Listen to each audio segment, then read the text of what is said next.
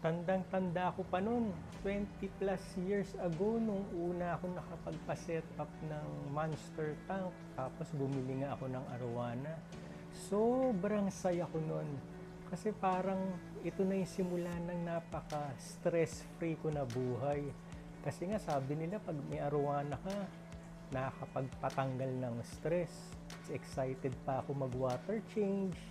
Hindi ko alam yung water change pala isa sa pinakamahirap na procedure na ginagawa para ma-maintain mo yung magandang tubig kapag meron kang aquarium, no?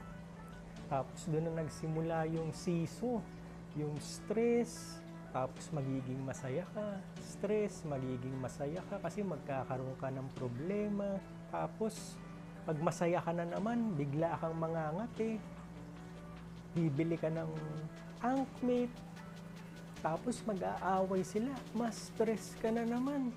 Tapos bibili ka ng extra tank kasi nga naaawa ka doon sa dinagdag mong isda kasi nabubuli. So masaya ka na naman kasi nadagdagan ako ng tank.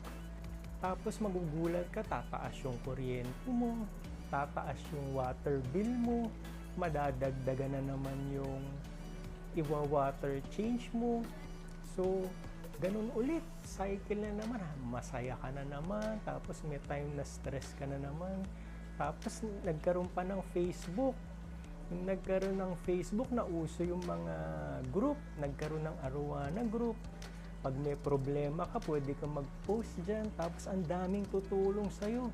Mayroong magsasabi, maglagay ka ng salt, lipat mo sa hospital tank, maglagay ka ng methylene blue.